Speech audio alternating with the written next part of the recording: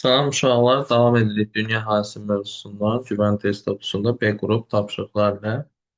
Baxırıq 55-ci suala. Demoqrafik partlayışın səciyyəvi olduğu ölkələr.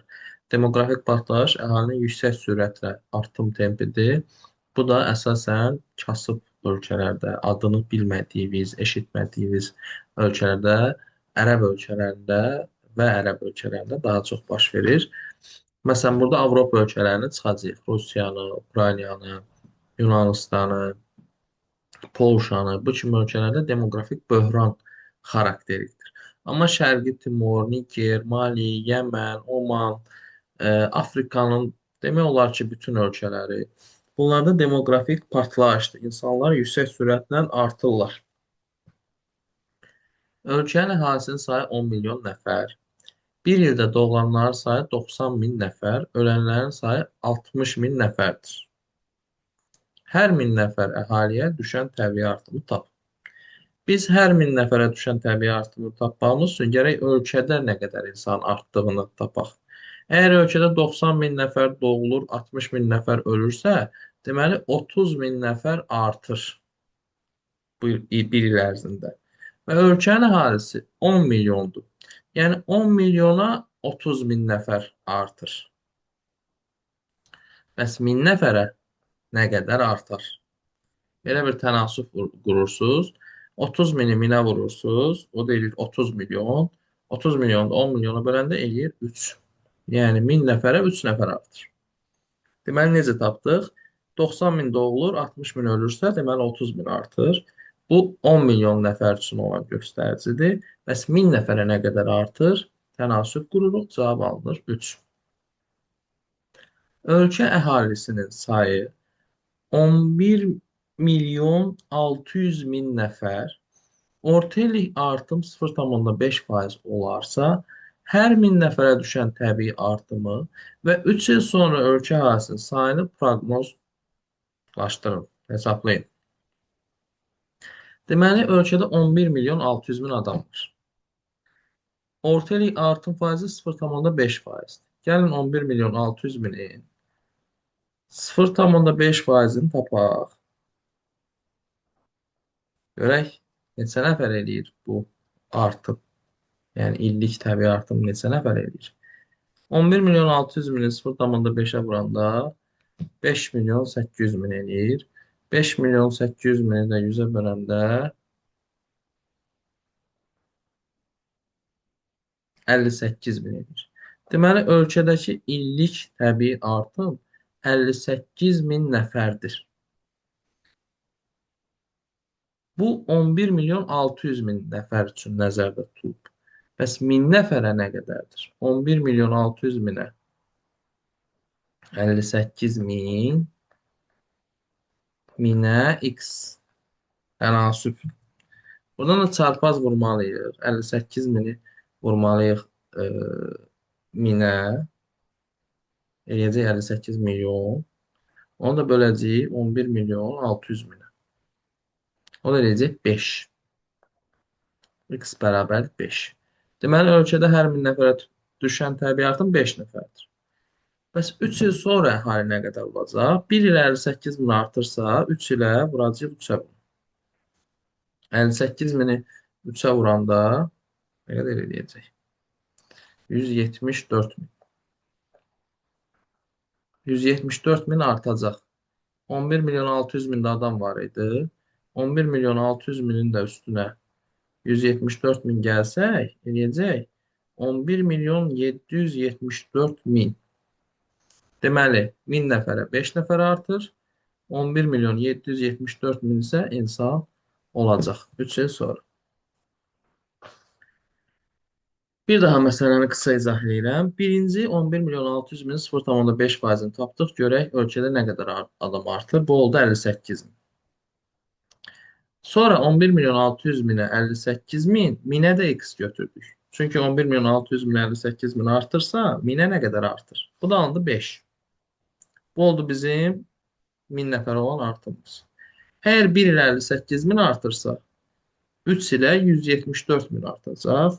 11 milyon 600 min üstüne 174 min gəldik. 11 milyon 774 min aldıq. Cavab oldu A variantı.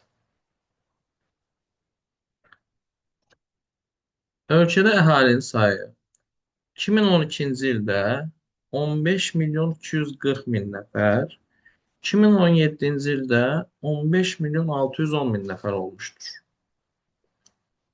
Görək əhali nə qədər dəyişməli. 15 milyon 610 mindən çıxaq 15 milyon 240 min. O da eləsin 370 min. Deməli, ölkədə 370 min adam artıb. Nə qədər vaxtı? 5 ilə. 5 ilə. 2012-dən 2017-yə. Aha, sonra indi ardın oxuyaq.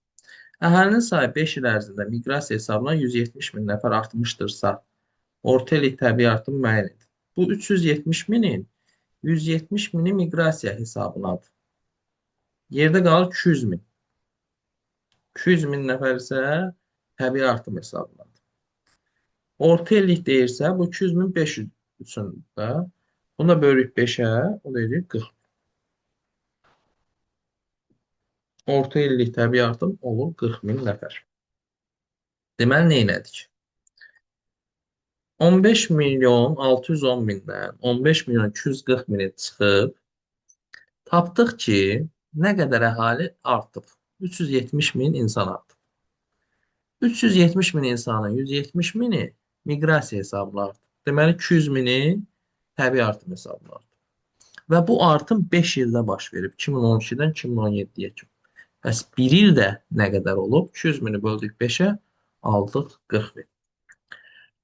Daha sıx məskunlaşmış ölkələr deyəndə biz burada kiçik Avropa ölkələri, Niderland, Belçika götürə bilərik. Yaponiyanın da əhalisi çoxdur, bunu da götürə bilərik. Məsələn, Rusiyanı götürə bilmərik. Çünki Rusiya ərazisi ən böyük olan ölkədir, amma əhalisi elə Bangladeşin əhalisi qədərdir.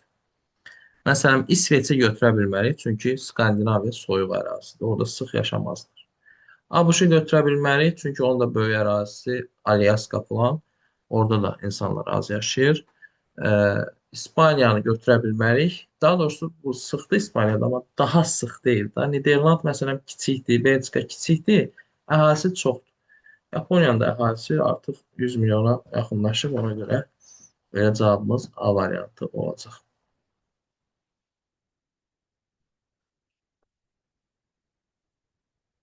Hansı ölkələrdə demoqrafik siyasət əhalinin artımına yönəlməlidir? Yəni, burada artım az olmalıdır ki, onu artırmaq üçün nəsə iş görsünlər. Deməli, əhalinin sayı 4 milyondur birinci ölkəmizdə. Bir ildə 120 min insan doğulub, 60 min nəfər ölür. Deməli, təbii artım elə 60 mindir. 120 min çıx 60 min, 60 min. İkinci ölkəmizdə 60 min doğulur, 40 min ölür. Deməli, təbii artım 20 mindir. Üçüncü ölkəmizdə 8 milyon insana 210 min doğulub, 180 min ölür. Deməli, təbii artım 30 mindir. Dördüncü ölkəmizdə isə 100 min doğulur, 50 min ölür. Təbii artım 50 mindir. İndi biz burada aldığımız rəqəmlərə uyğun eləməyəcəyik. Burada biz müqayisə aparacağıq. Əhali, məsələn, sonuncu dördüncü ölkədə 3 milyon adam var, 50 min insan artır. Amma məsələn, üçüncü ölkədə 8 milyon adam var, 30 min insan artır. Deməli, bu dördüncü ölkədə təbii artım güclüdür. Çünki əhali bundan azdır, amma təbii artımı daha çoxdur. Burada ehtiyac yoxdur təbii artımı yüksəltməyə. Bu bizə lazım deyil. Birinci ölkədə 4 milyon insan var, 60 min insan artır. İkinci ölkədə 6 milyon insan var, 20 min insan artır. Yəni, daha azdır birinci ölkədəki insan sayı, amma daha çox artır. Deməli, burada da ehtiyac yoxdur təbii artımı yüksəltməyə. Yüksəltməyə ehtiyac var əhalisi çox olan, artımı az olan ölkələrə. Yəni, ikinci və üçüncü ölkələrə. Ölkənin əhalisinin sayı 80 milyon nəfərdir. Bir ildə doğulanların sayı 1,8 milyon nəfər. Ölənlərin sayı 0,6 milyon nəfərdir. Oxudum, dayandım. 1,8 milyon doğulub, 0,6 milyon ölüb.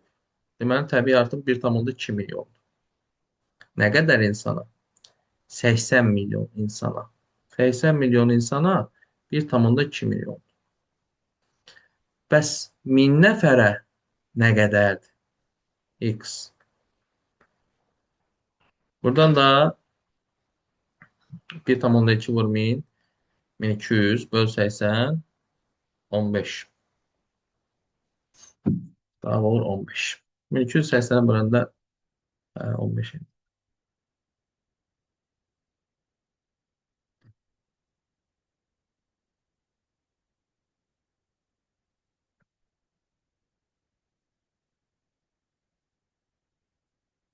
Aşağıdakı cins yaş piramidasının xas olduğu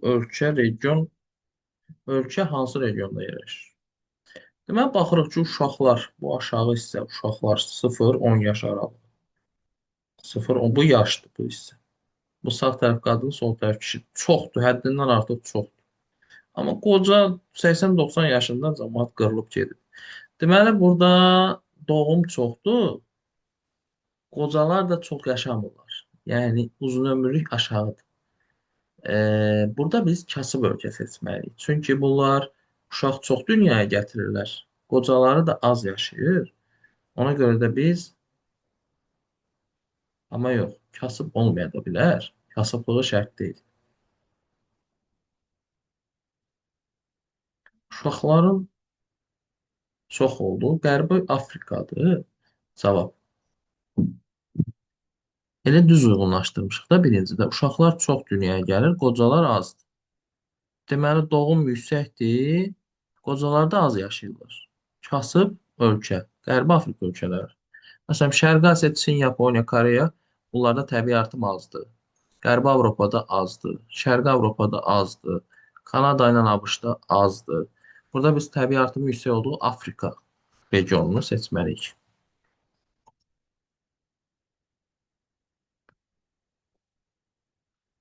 2010-cu ildə Niger Respublikasında əhalinin sayı 16 milyon nəfər. Təbii artım hər 1000 nəfərə 36 nəfər olmuşdur. İllik mütləq artımın neçə nəfər olduğunu hesablayın. Yəni ölkədə bir il ərzində nə qədər insanın artdığını hesablayın. 1000 nəfərə deyir 36 olub. Ölkənin əhalisi də 16 milyondur. Bəs 16 milyona nə qədər olub? X. Buradan 1000x bərabərdir. 16 vur 36. 16-nı 36-ya vuranda 576 eləyir. 576 minə böləndə 0,1000-də 576. İndi biz burada milyonu çevirmədik də 16-nı yəni 16 kimi yazdıq. Bunun arxasına 3 dənə 0 atmalıyıq. Olsun 6 dənə 0 daha doğrusu. 576 min. 1000 nəfərə nə qədər artdığını verib, biz də 16 milyona nə qədər artdığını tapdıq. Daha seyrək məskunlaşmış ölkələr. Seyrək yəni az. Az, sıxlıq azdır. Bunun üçün ölkənin təbii şəraiti pis olmalıdır da, pis yerdə yerləşməlidir. Məsələn, İslandiya çox soyuqdur, Namibiya səhradır, Monqolistan kəskin kontinental iqlimdədir, Asiyanın mərkəzində. Elə cavab A variantı olacaq. Bangladeş dünyanın ən sıx məskunlaşmış ölkəsidir. Meksikanın təbii şəraiti əlverişlidir. Orada ümumiyyətlə insanlar sıx yaşayır. Təkcə Mexikoda 30 milyondan çoxdur.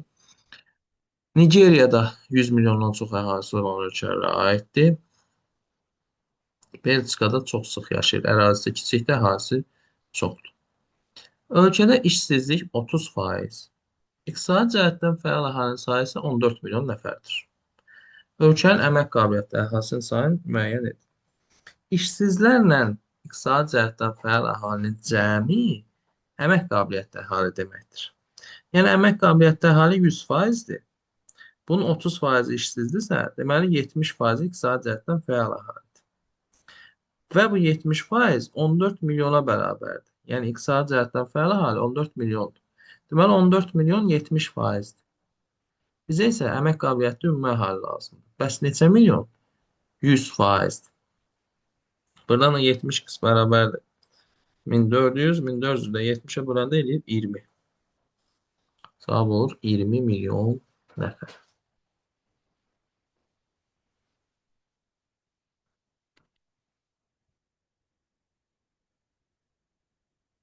Hərbi sistemə əsasən dünya üzrə əsas müasir miqrasiya istiqamətlərin hansılar doğru göstərir? Yəni, hardan hara gedirlər işləmək üçün və o doğru göstərir. Burada deyir ki, Meksikadan ABŞ-a gedirlər. Bəli, Meksikada işsizlik çoxdur, çünki əhali çoxdur. Bir düzdür. Burada deyir ki, Argentinadan Boliviyaya gedirlər. Boliviya inkişaf səviyyəsinə görə Argentinadan daha zəifdir. Ona görə Boliviyadan Argentinaya gələrlər. İki səhvdir. Üçdə deyir ki, Əlcəzairdən gedirlər Fransaya. Bəli, Fransa inkişaf etmiş ölkədir, Əlcəzairdən oraya işləməyə gedərlər. Dörddə deyir ki, Finlandiyadan Rusiyaya gedirlər. Finlandlar ruslardan daha yaxşı yaşayırlar. Dünyanın ən xoşbəxt xalqlarındandır. Ona görə bu yanlışdır. Burada deyir Pakistandan Səudiyyə Ərəbistana gedirlər. Bəli, neft milyonçusu ölkələrdir bunlar. Ərəb ölkələri və Pakistan, Əfqanistan kimi ölkələrdən bura gəlirlər. Altıda deyir Cənubi Afrika Respublikasından Kongo DR-ya gedirlər. Kongo DR çox kasıb ölkədir. DR yəni Demokratik Respublikadır. DR. Cənubi Afrika isə inkişaf etmiş ölkədir. Yəni bu mümkün deyil. Doğrular 1, 3 və 5 oldu.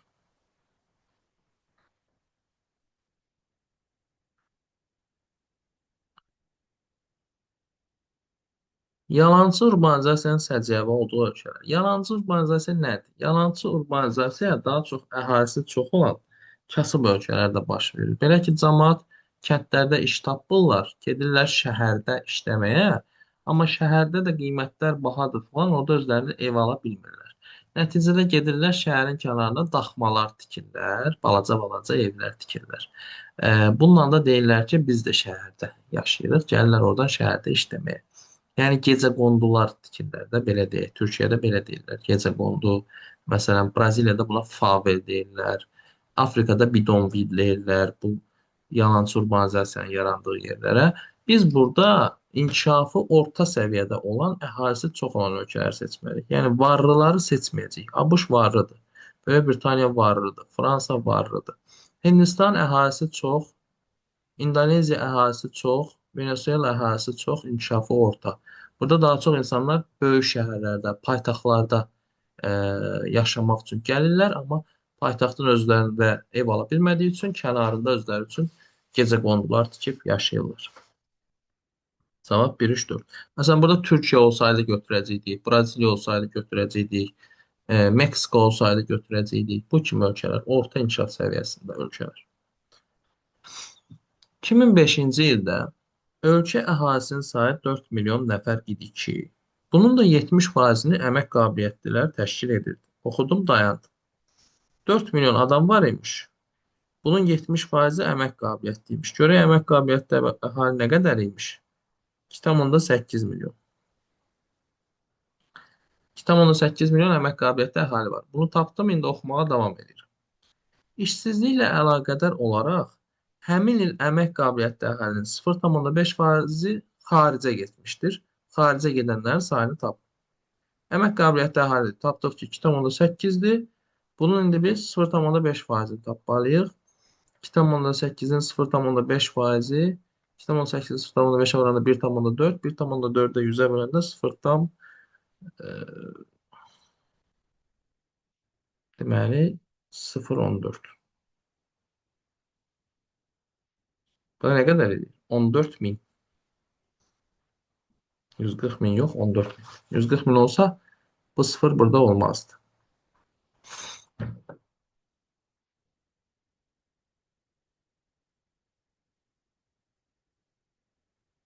Əhalinin sayı 100 milyon nəfərdən çox olmayan. Rusiyada 170 milyon səhv eləmirəmsə, Meksikada da 100 milyondan çoxdur. İndoneziyada da 100 milyondan çoxdur. Bangladeşdə də elə Rusiya qədərdir. Burada cavab olur Almanya, Niger, Argentina, 207. Megalopolis nədir? Megalopolis böyük şəhər mənasına gəlir, sözün hərfi mənası. Mega nəhəng, böyük, polis şəhər deməkdir. Şəhər aqlomerasiyalarının birləşməsindən yaranan məskunlaşma forması. Şəhər aqlomerasiyası nədir? Məsələn, Bakı bir aqlomerasiyadır. Yəni bizim ölkənin ən böyük şəhəridir. Bütün təsərrüfat sahələrində demək olar Bakıda cəmləşib. İnsanlar da burada yaşayır və Bakının ətrafında da peyk şəhərləri var. Sumqayıt, Xırdalan kimi şəhərlər. Əgər Azərbaycanda Bakı kimi bir dənə də şəhər olsa, məsələn Gəncə inkişaf edəsə Bakı kimi olsa, Bu ikisi bir yerdə meqalopolis olacaq. Yəni iki aqlomerasiya birləşib meqalopolis, daha böyük şəhər yaradacaq.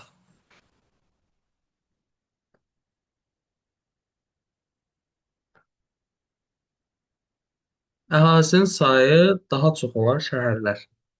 Burada dünyada ən sıx məskunlaşmış Şanxay, Mexiko 30 milyona yaxın əhalisi olan bu iki şəhəri götürək. Bir də Madridi götürək. 2, 5, 6 İspaniyanın paytaxtı. Əslində Roma, Paris niyə deyə bilərsiniz? Madrid, Roma ilə Paris yox məsələn. Çünki bu İspaniyada biraz inkişaf digər Avropa ölkələrindən geri qalır deyə paytaxtda daha çox insan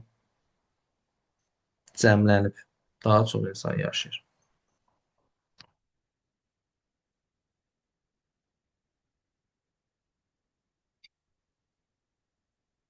Urbanizasiya səviyyəsi daha yüksək olan ölkələrdə inkişaf etmiş ölkələri seçməliyik burada. Ya da ərəb ölkələri ola bilər, neft milyonçuları. Bir də Cənubi Amerikada Argentina, Çili, Uruqvay ola bilər.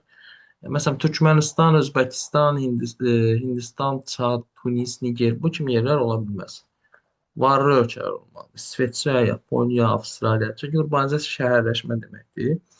Şəhər əhalisi də varlı ölkələrdə daha çox olur. Qrafikdə hansı proses təsvir olunub? Deməli, yaş qrupları, uşaqlar yaşıl, orta yaşlılar mavi, yaşlılar e, nədir bu, narıncı rəng. Uşaqlar illər keçdikcə azalıb. Orta yaşlı və yaşlılarsa çoxalıb. Bu demoqrafik qocalma prosesidir. Təbii artımın azalması. Uşaq artımı azalıb ölkədə. Doğum sayı azalıb. İri sənaye mərkəzləri yaxınlığında yerləşən və onlarla təsərrüfat cəhətdən sıx əlaqədə olan məntəqələr peyk şəhər adlanır. Bayaq dedim sizə, Bakının peyk şəhərləri, Sumqayıt, Xırdalan. Yəni iri şəhərin kənarında onunla birgə inkişaf edən kiçik şəhərlər. Bunlar peyk şəhərlər adlanır.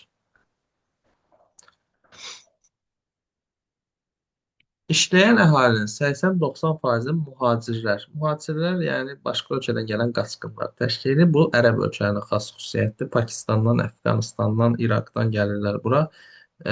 Birləşmiş Ərəb Əmirliyi və Küveyti götürəcək. Öz əhaliləri isə elə də işləməyə meyilli deyirlər. Onlar elə Allahından milyonçu doğulur hamısı. Davam edirik. Cədvəldə bəzi ölkələrin 2002-ci ilə aid əhalisinin say və sıxlıq göstəriciləri verilir. Buna əsasən hansı ölkənin sahəsi daha böyükdür? Ümumiyyətlə sıxlıq necə tapılır? Sıxlıq bərabərdir.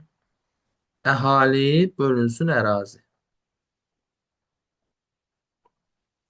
Burada bizə sıxlığı verib.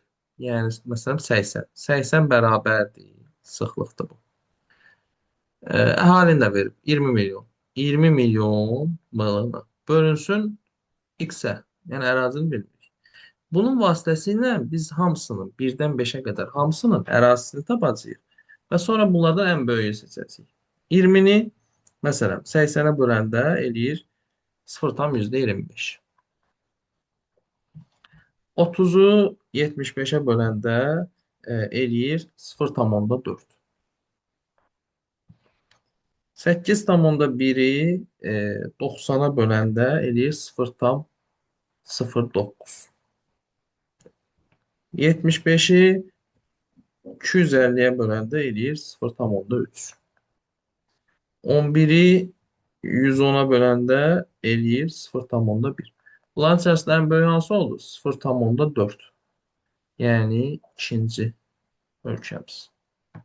Ən böyük oldu. İndi burada əslində biz bunları milyonla bölməliydik. Yəni fərqi yoxdur da. Hamısının arxasına alt dənə sıfır artırın, yenə ikinci ən böyük olacaq. İran dil qrupuna aid xalqlar farslardır, bəluclardır, taciklərdir, kürdlərdir, talışlardır, əfqanlardır. Farslar, talışlar, kürdlər.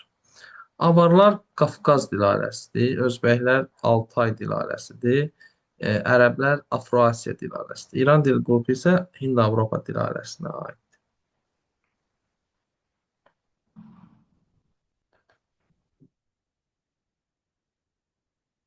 Oikumen nədir? Oikumen yaşayış üçün əlverişsiz ərazilərə oikumen deyirlər. Bu ekstremal ərazilər, Qrenlandiya, Sibir, bu kimi ərazilər. Yaşayış üçün əlverişsiz olan yerli əhalinin zorla məskunlaşdırılması üçün ayrılan ərazi oikumenlər adlanır. Məsələn, ABŞ-da hinduların qovulduğu yerlər, Avstraliyada aborigenlərin qovulduğu yerlər, buralar oikumenlər adlanır.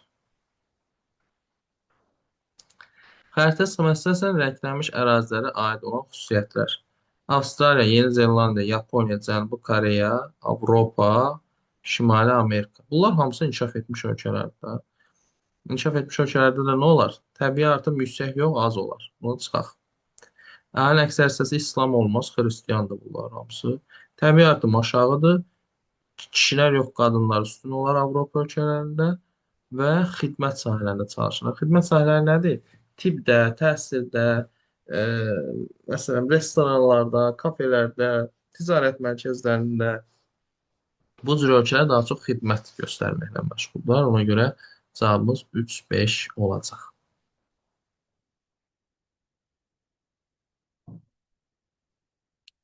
Hə, işsizlik, friksion, struktur, dövrü.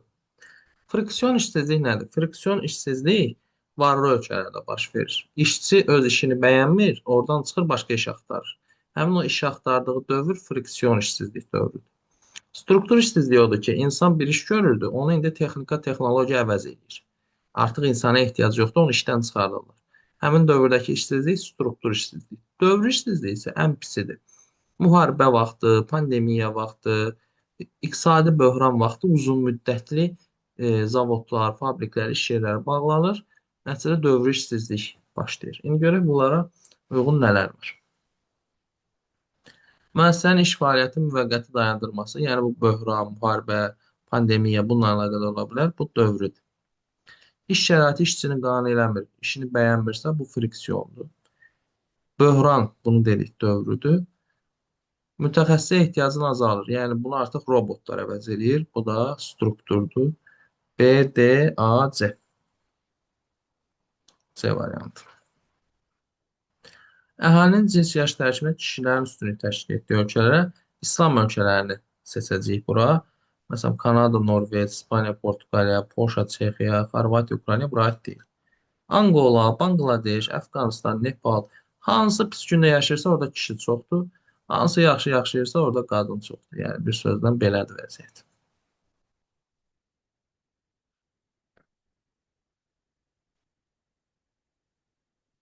Bir millətli ölkələr. Bayaq mən çox millətlilərin adını çəkdim sizə. Bura Nigeriya, Hindistan, Rusiya kimi ölkələr aiddir. İçində bir neçə xalq yaşayır. Məsələn, çox millətlilərə Belçikanı da aid edə bilərik. Çünki orada iki dənə əsas xalq var. Biri Flamandlardır. O birinin adı yadımdan çıxdı. İki əsas xalq var. İspaniyada Katalonlar var, Basklar var, İspanlar var. Orada da bir neçə xalqlar var. Amma Yaponiya, Polşa, İslandiya kimi ölkələr tək millətli ölkələrdir. Bir xalq üstünlük təşkil edir. Tək millətli odur ki, ölkənin 90% bir xalqdan ibarət olsun. Ölkə əhalisi 8 milyon nəfərdir. Onlardan 3 milyon nəfəri 16 yaşa qədər olanlar. 1,3 milyon nəfəri təqaüd sürər. 0,2 milyon nəfəri işləməkdən yayılanlar, 0,4 milyon isə işsizlərdir. İşsizlik səviyyəsini müəyyən edin. Deməli, işsizlik səviyyəsi əmək qabiliyyətli əhaliyə əsasən hesablanır. Əmək ehtiyatlarına əsasən. Ehtiyatı yazıq. Əmək ehtiyatına daxil olmayanları birinci biz siyahıdan çıxmalıyıq. Bunlar kimlərdir? 16 yaşa qədər olan uşaq 3 milyon. 1,3 milyon təqaüdçü. 0,2 milyonda işləməkdən yayılan. Bunlar əmək ehtiyatına daxil deyirlər. O ümumi eləyir 4,5 milyon. Ümumiyyətlə biz bunu hesablamada istifadə eləməyəcəyik. Çünki 8 milyonun 4,5 milyonu işləyə bilməz. Yerdə qalan 3,5 milyon işləyə bilər. Yəni əmək ehtiyatı bu qədərdir. Bu əmək ehtiyatının da 0,4 milyonu işsizdir. Əmək ehtiyatına işsizlər və iqtisadi cəhətdən fəal əhali, yəni işləyənlər aiddir. Biz tapacağıq ki, 0,4 milyon 3,5 milyonun neçə faizidir? Yəni 3,5-ə 100% götürəcəyik. 0,4-ə x faiz götürəcəyik. 0,4-ü də 100-ə vurub 3,5-ə böləndə alınacaq 11,4. Cavab da olacaq A variantı. Əgər burada işləməkdən yayınan sözünü başa düşmürsünüzsə, sizə deyim ki, işləməkdən yayınan kimlərdir? İşləmir və işdə axtarmır. Evdar qadınlar, nə bilim, papasının gül balaları, bunlar işləməkdən yayınanlardır. Onlar iş axtarmırlar. Onlar əmək ehtiyatına aid deyillər. Əmək ehtiyatı odur ki, hal-hazırda ya işləyir, ya da iş axtarır. Bunlar əmək ehtiyatına aiddir. Və işsizlik səviyyəsi də əmək ehtiyatına əsasən hesablanır. Ölkənin ümumi əhalisinə görə hesablanmır.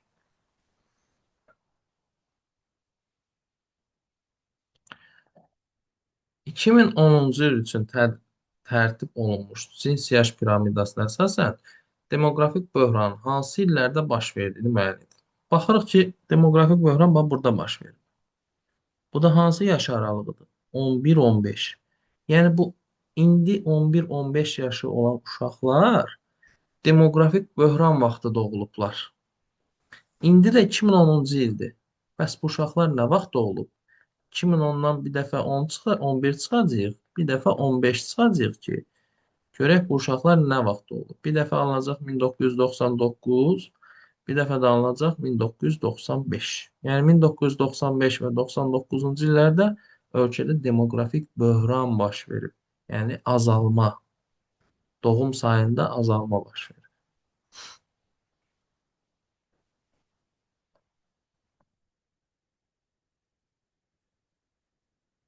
Amerika psixoloqu Abraham Maslow'un maddi və mənəvi tələbatın ödənilməsi piramidasının ən alt mərtəbəsində fizioloji tələbat dayanır. Yəni insan tələbatlarını Maslow hissələrə bölüb və deyir ki, insanın ən zəif tələbatı fizioloji tələbatdır, bədəninin tələbatlarıdır. Amma məsələn, özünü ifadə eləmək, təhlükəsizlik, özünü hörmət, sosial qrupda mənsubluq, bunlar yüksək tələbatlardır artıq. İnsan, yəni belə deyək də, sırf fizioloji tələbatına görə yaşayan insanlar bir qədər düşüncəsiz, amma digər özünü ifadə edən, özünə hörmət tələbatı olan insanlar isə biraz daha IQ-lü insanlardır, belə deyək. Daha yetişmiş. Dünya əhalisi daha seyrək məskunlaşdığı bölgələr haradır? Cənubi Asiya, Hindistan, Pakistan, Bangladeş ən sıx məskunlaşılan regiondur. Mərkəzi Asiya, Qazaxıstan, Monqolistan, Özbəkistan, Türkmənistan, bəli, çünki iqlim çox pisdir. Kəskin kontinental. Qərbi Avstraliya, bəli, çünki səhradır. Qərbi Avropa sıx məskunlaşır, burada var ölkələrdir. Şimali Amerikanın şərqi, o da sıx məskunlaşır. Burada New York, Washington kimi şəhərlər var. Cənubi Amerikanın cənubu isə Patagoniyadır, səhralar diyarıdır. Orada da insan az məskunlaşar. Cavab 2, 3, 6. Bir sözlə əlverişsiz yerləri seçin. Latın Amerikasına daha çox immiqrant qəbul edir. Yəni insanları bura daha çox gəlirlər. Bu da digərlərinə görə nisbətən daha çox inkişaf eləmiş ölkə olmalıdır. Burada biz Argentinanı seçəcəyik ki, Latın Amerikasında daha çox inkişaf edib. Yəni insanlar bura daha çox gəlir.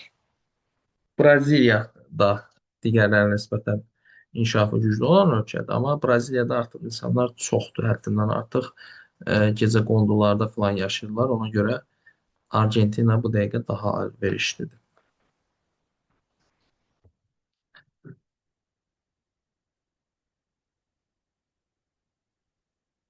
Rəngin çaları ilə verilən areallar üçün ümumi xüsusiyyət.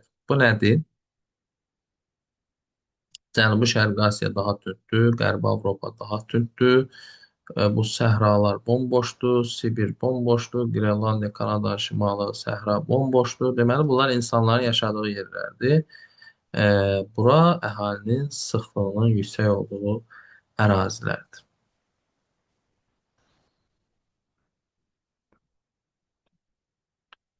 Müvafiq olaraq xalqlara aid olduğu dil qrupuna uyğun düzün. Slavyanlar Şərqi Avropa xalqlarıdır. Polyaklar və Bolqarlar. Germanlar isə Şimali Avropa xalqlarıdır. Bura e, Norveçlilər və İslandlara aiddir. İtalyanlar isə romandır, heç birinə aid deyil. 1, 3, 2, 4, 5 yazmışım. B variantı. Hind-Avropa dil ailəsinə mənsub xalqlar isə e, kimlərdir? İrlandlar Kelt qrupudur Hind-Avropanın. Düzdür. Yaponlar bura aid deyil, onların öz dil qrupu var. Finlər Ural dil ailəsinə aiddir. Bura aid deyil. Macarlar Ural dil ailəsinə aiddir. Farslar Hind-Avropanın İran qrupudur. Ruslar da Hind-Avropanın Slavyan qrupudur. Cavab olur 1, 4, 5. Eyni dil ailəsinə mənsub xalqlar. Ruslar Hind-Avropa, İtalyanlar Hind-Avropa, Estonlar Ural, Qazaxlar Altay, Ərəblər Afro-Asiya. Burada eyni olan 1 ilə 2 oldu.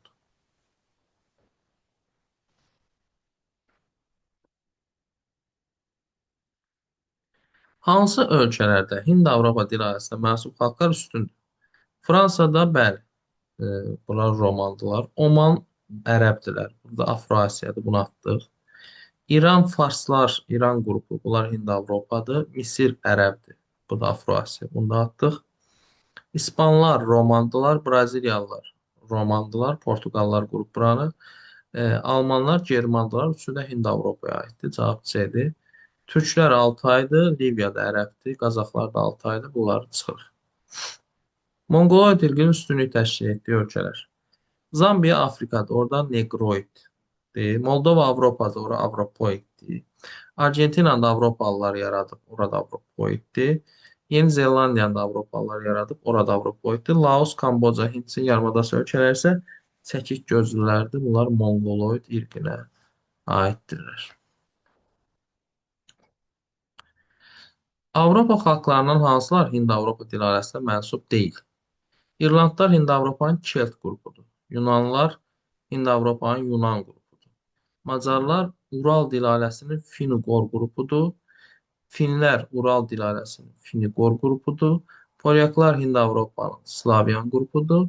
Estonlar Finiqorun belə Uralın Finiqor qrupudur. Burada cavab 3, 4, 6-dır.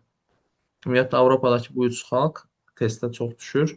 Çünki Hind-Avropa deyirlər, Ural dil ailəsidir. Roman dil qrupunu German dil qrupundan fərqləndirən xüsusiyyət. Romanlar Cənubi Avropada, Germanlar Şimali Avropada yaşayır. İkisi də Hind-Avropadır.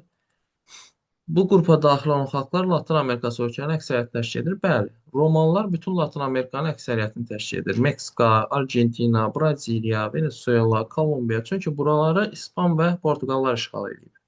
Amma Germanlar Şimali Amerikadadır, Kanada və ABŞ-da. Ona görə elə fərqləndirən cəhət B variantı olacaq.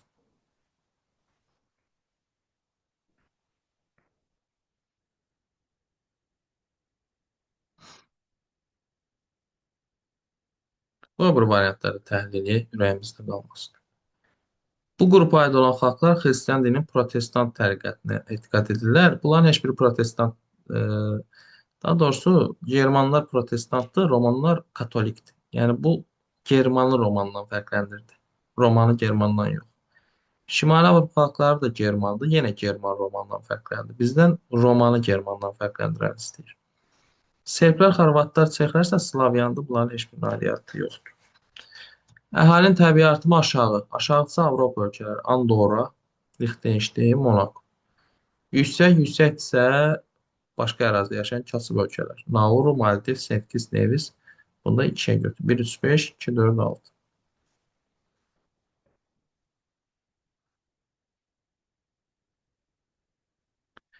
Demoqrafik yük adlanır. Demoqrafik yük işləməyənlərin, yəni işləyə bilməyənlərin, işləyə bilənlərə nisbətidir.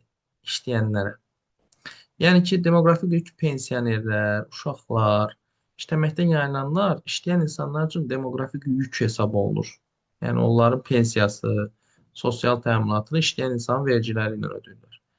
Bu da ölkədə əmək qabiliyyəti olmayan əhalinin sayının iqtisadi cəhətdən fəal əhalinin sayına nisbəti deməkdir.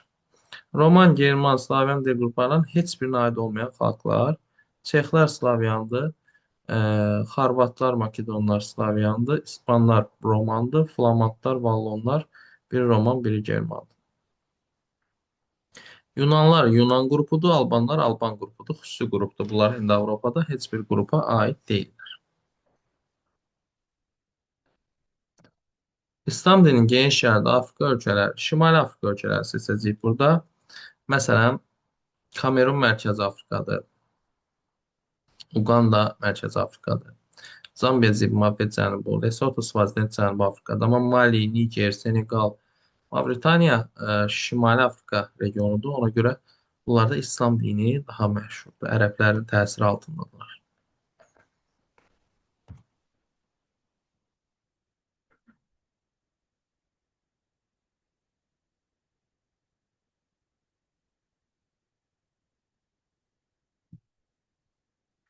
Qasterbayterlərin üstünlük təşkil etdiyi ölkələr. Qasterbayter, yəni qonaq işçi.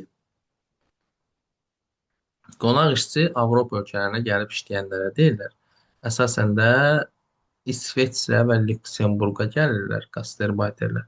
Çünki buranın yerli əhalisi azdır. Ona görə başqa yerlərdən işçini daha çox qəbul edirlər. Bütün Avropa ölkələrində qasterbayter var, amma ən çox İsveçrə ilə və Lüksemburq qeyd olunur. Əhalinin yaş tərkibində uşaqların payı çoxdur. Bura biz kasıb ölkə seçməliyik. Bu da daha çox yox. Estoniya yox, elə bildim Efiopiyadır. Yəmən. Yəməni seçirik. Avropa ölkələrini atırıq. İnkişaf etmiş ölkəni atırıq. Elə qalır Yəmən, Ərəb ölkəsi. Burada uşaqlar daha çoxdur, doğum daha çoxdur.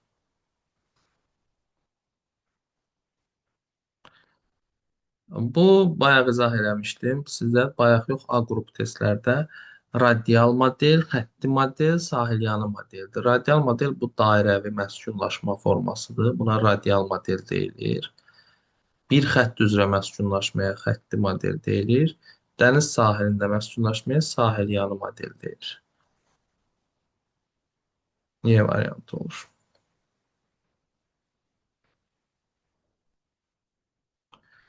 Dünyanın ən böyük şəhər aqlomerasiyaları. Dünyada ən böyük aqlomerasiyalar, insanlar yaşayan şəhərlər. Əslində buradakı bütün variantlardakı şəhərlər insan sayının çoxdur, hamısı da məşhur şəhərlər. Amma 30 milyondan çox olan xüsusi qeyd olunmuş şəhərlər var ki, bunlar Tokyo, Mexico, New York, São Paulo, Şanxay, bu kimi şəhərlərdir ki, onlarda əhalinin Pekin daha çoxdur. Ona görə biz burada Y variantını seçməliyik. Amma belə hamısı böyük aqlomerasiyadır. Burada qeyd olunan şəhərlər. İri kəndlər və qarışıq təsərrüfatı olan yaşayış məntəqələri əsasında şəhər tipli məntəqələrin yaranması hansı prosesin nəticəsidir? Təbii ki, urbanizasiyanın. Urbanizasiya elə şəhərləşmə deməkdir. Burada cavabımız olur urbanizasiya. Əmək ehtiyatına daxildir. Əmək ehtiyatına orta məktəb şagirdi daxil deyil. Çünki əmək ehtiyat deyəndə işləyə biləcək insan nəzərdə tutulur. Orta məktəb şagirdi işləyə bilməz.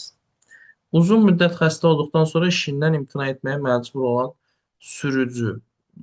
Heç bu da daxil olmayacaq.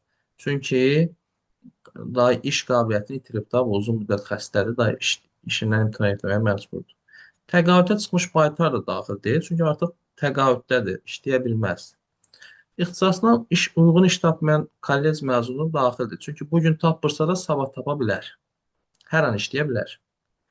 Gün aşırı işləyən və özünə daimi iş yeri axtaran bərbər iş yeri axtarırsa sabah tapa bilər. O da işləyə bilər. Güclü külək olduğundan dənizə çıxmaya bilməyən balıqçı külək kəsəndə çıxacaq. O da işləyəcək. Ona görə də cavab olur 4, 5, 6. Yəni əmək ehtiyatına potensial işçilər daxildir. Pensionerlər, uşaqlar, əlil insanlar bura aid deyil.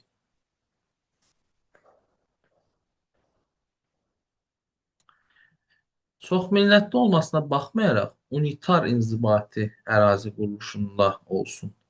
ABŞ federativdir, Braziliya federativdir, Avstraliya federativdir. Çinlə Koreya çoxmillətli deyil, tək millətli ölkələrdir. Türkiyə, İran, İndoneziya. Çoxlu xalq yaşayır bunlarda.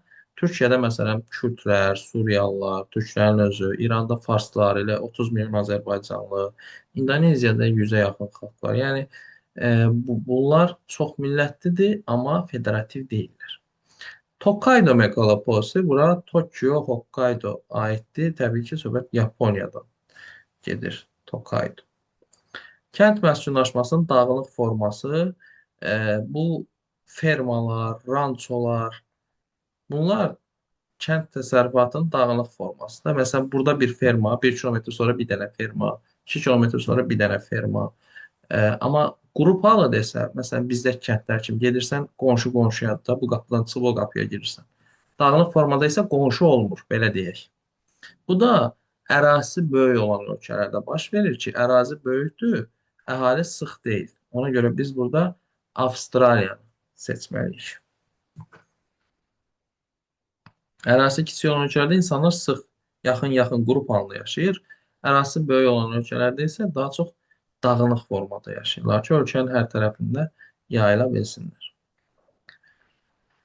Əhalinin nəqliyyat yollarının kəsişdiyi mərkəzdə dairəvi formada məskunlaşması radial modeldir. Bayaq izah elədiyim o kruq şəklində yaşayış növü. Burada 102-ci sualda şəkli var, belə radial model.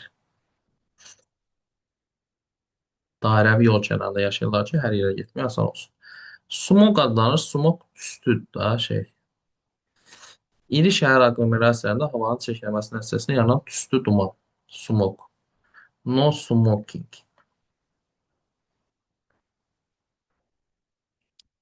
Rəqəmlərə uyğun gələn yerli xalqları müvafiq olaraq sıralayın. Bir Avstraliyadır. Bu aborigenlərdir. Avstraliya yerli xalqı aborigenlər adlanır. İki Afrikada Namibiyada yaşayan xalqlardırsa, burada Bushmenlər və Qotentotar ola bilər. Burada Bushmen variantı var. Üç Amerikanın, Mərkəzi Amerikanın yerli xalqları Mayalılar. Amerikada ümumiyyətlə İnklər, Mayalılar, Azteklərdir. Burada Mayalılar variantı var, onu götürürük. Madaqaskarın yerli əhalisi Malaqasilər adlanır. Ona görə cavab C variantı olur.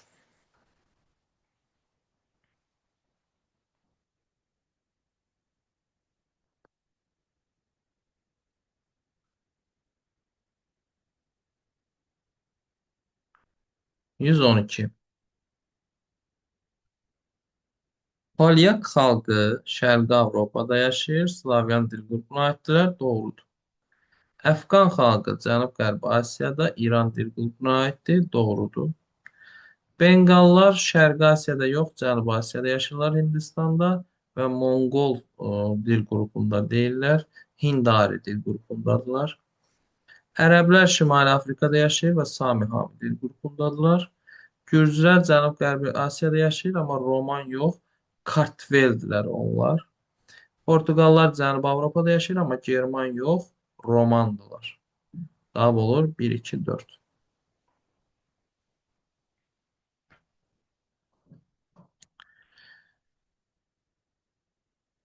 Finiqor dil qrupu Ural dil ailəsinинdir. Şimali Avropada var. Bəli, Finlandiyada, Estoniyada var. Doğrudur. Slavyan dil qrupu Hind-Avropanlıdır. Şərqi Avropadadır. Bəli. Rusiya, Ukrayna, Belarus bu kimi xalqlar. Ölkələr daha doğrusu. Nax Dağıstan dil qrupu Kartvelin deyil. Qafqaz dil ailəsinинdir. Bu yanlışdır. Tungus Manzur dil qrupu Eskimos Aleutun deyil. Altayındır. Bu da yanlışdır. Monqol dil qrupu Çin-Tibetin deyil. O da Altayındır. Bu da yanlışdır. Cavab elə olur. 1-2. 2023-cü ildə A ölkəsində əhalinin 49,5%-ni kişilər, 50,5%-in qadınlar təşkil edibsə, hər 100 kişiyə neçə qadın düşüb? Əgər 49,5% kişiyə, 50,5% qadın düşübsə, bəs 100 kişiyə neçə qadın düşüb? X. Burada 100-ü vuracağıq 50,5-ə. O da eləyəcək 5050. Onu da böləcəyik 49,5-ə. O da eləyəcək 102. X bərabərdir. 102 cavab olacaq C variantı. Yəni tənasüb quraraq tapdıqda bizə çünki rəqəm verilməyib. Başqa yolumuz yox idi.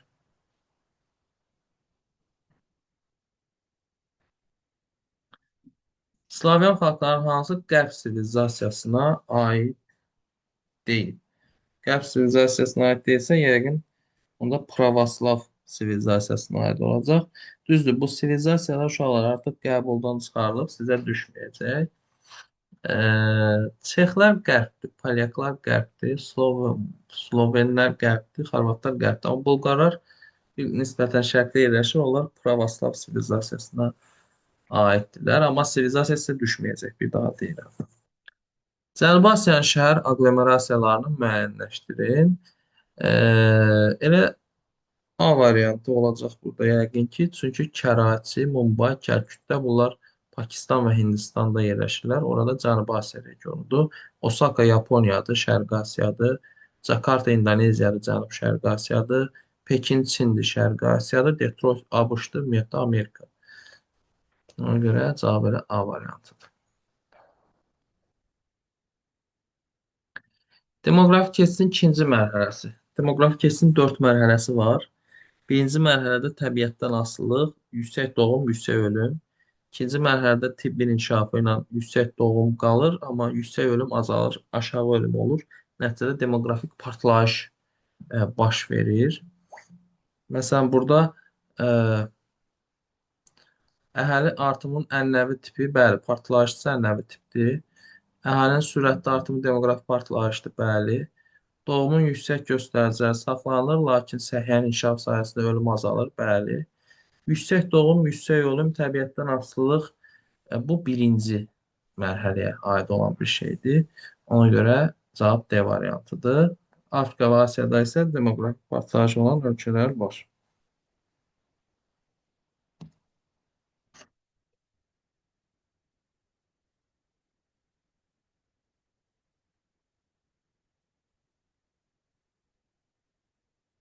Doğru sıraları müəyyən edin. Buşmenlər Afrikada yaşayır və Khoisan dil ailəsindədir. Doğrudur. Pəncablar Cənubi Asiyada Hind-Avropa dil ailəsi. Bəli, Pəncablar Pakistan, Hindistanda yaşayır. Hind-Avropanın Hindari qrupudur. Bacaoğullar Qərbi Afrika, Niger, Kordofon. Bacau xalqı unutdum harda yaşayır.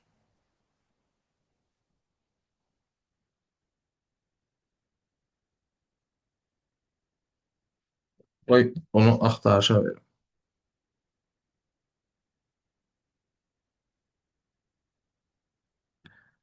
Bacau xalq. Hə, bunlar şeydir. Cənub-Şərqi Asiyada, İndoneziyada yaşayan Bacaoğullar. Bu Afrikada deyil. Benqallar Cənubi Asiyadadır, bəli. Hindistanda yaşayırlar. Onlar da Hind-Avropa dil ailəsidir. Monqollar Mərkəzi Asiyada yaşayır, amma Çin, Tibet yox, Altay dil ailəsidir. Qotentotlar Asiyada yox, Buşmenlərin yanında elə Cənubi Afrikada yaşayırlar. Bu da yanlışdır. Cavab 1, 2, 4.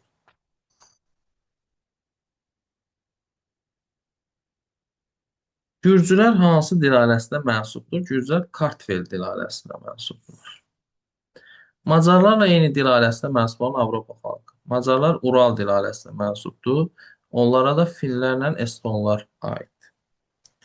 Yalançı urbanizasiyanın səciyyəvi olduğu ölkələrdə biz əhalisi çox olan orta inkişaf səviyyəsindəki ölkələri seçməliyik. Keçən dəfə izah elədim.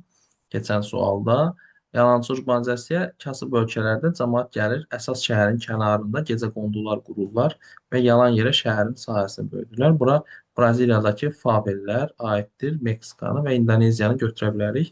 Əhalisi çox olan ölkələr və nisbətən inkişafı zəif digərlərinə nisbətən. Məsələn, Niderland, Belçika, Almaniyada inkişaf güclüdür. Onlarda suburbanizasiyadır. Yalançı urbanizasiya deyil. Negroid irqinin yayıldığı adalar. Negroid deyirsə Afrika sahillərindəkini seçək. Falkland Amerikadadır, Balear Avropadadır, Aleut Amerikadadır, Kuril Asiyadadır, Seyşel adaları Madaqaskarın şimalındadır. Orada Negroid irqi olar.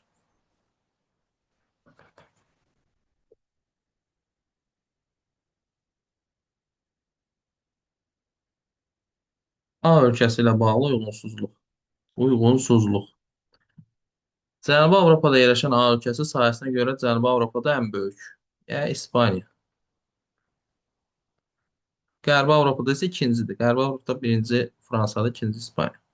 İdarəetmə formasına görə konstitusiya monarxiyadır. Bəli, söhbət İspaniyadan gedir və çox millətlidir. Orada katalonlar, basklar, ispanlar yaşayırlar. Paytaxtı Aralıq dənizin sahilində yerləşir. Madrid Aralıq dənizi sahilində deyil. Yanlışdır, yanlış verir. Uyğundur. Yay isti quraq, qış rütubətli keçir. Doğrudur. Aralıq dənizi iqlimidir. Yay isti quru, qış rütubətli keçir. Doğruya doğru verib uyğundur. Əhalinin təbii artımın ikinci tipi yox, birinci tipidir. İkinci tip yüksək artımdır, birinci tip aşağı artım. Yanlışdır, yanlış verib, doğrudur, uyğundur. Əhalinin əksəriyyəti Roman dil qrupunadır. Bəli, doğrudur, doğru verib, uyğundur. Monoetnik ölkədir. Monoetnik, mono tək deməkdir. Etnik də etnos. Deyir, yəni bir dənə xalq var burada. Bir dənə xalq yoxdur axı. Yazmısan bura çox millətlidir. Çox millətlidirsə necə bir dənə xalq olsun? Ona görə bu yanlışdır, amma qabağına doğru yazıb uyğun deyil.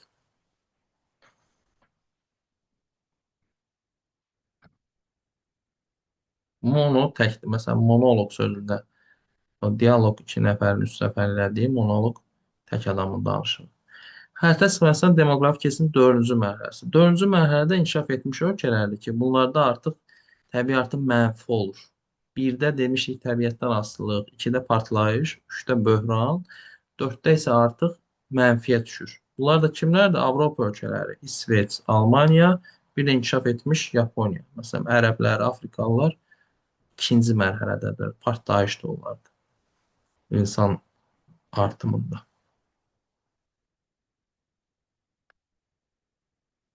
Roman dil qrupuna mənsub Şərqi Avropa xalqları Rumıniya ilə Moldovada yaşayan Rumınlarla Moldovanlardır. Ukrayna ilə həmsərhəd ölkələrdən hansıların rəsmi dili Ukraynanın rəsmi dilinin aid olduğu dil qrupuna aid deyil? Ukraynanın rəsmi dili Ukran dilidir və Hind-Avropa dil ailəsinin Slavyan qrupuna aiddir. Və demək istəyir ki, qonşularından hansı Slavyan dil qrupuna aid deyil. Belaruslar Slavyandır, Polşalılar Slavyandır, Slovakiyalılar Slavyandır. Macarlar Ural dil ailəsidir, ümumiyyətlə İndo-Avropa deyil. Moldovanlarla Rumunlar isə Roman dil ailəsidir, dil qrupudur. Ona görə cavab 2, 3, 4, 5 olacaq A variantı.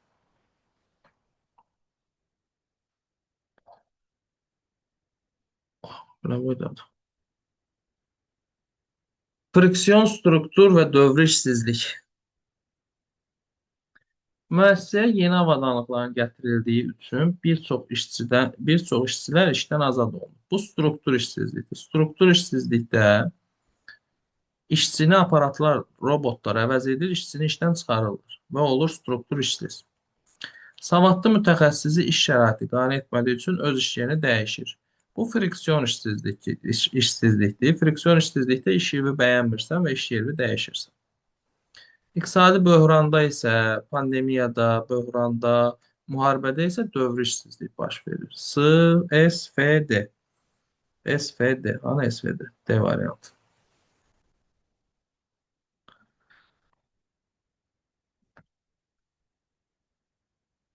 A ölkəsində əhalinin sayı 25 milyon nəfərdir. Cari ildə təbii artım 700 min nəfər olmuşdur. Ölkədə 1000 nəfərə düşən təbii artımı və onunla eyni tipə malik olan ölkələri müəyyən edir. Deməli 25 milyona 700 min nəfər artıb. 25 milyonaya 700 min nəfər artıb. Bəs 1000 nəfərə nə qədər artacaq? X. Burada 700 mini minə vuranda olur 700 milyon. 700 milyonu da 25 milyona böləndə eləyir 28. Deməli, artım 28 nəfərdir. 28 çox böyük rəqəmdir. 12-yə qədər aşağı artımdır, 12-dən sonra yüksək artımdır. 28 isə, deməli, burada doğum çoxdur. Doğum çoxdursa kasıb ölkələri, Afrikalılar seçməliyik burada. Angola, məsələn, Tanzaniya və İraqı seçə bilərik. 28 nəfər, 1, 3, 6.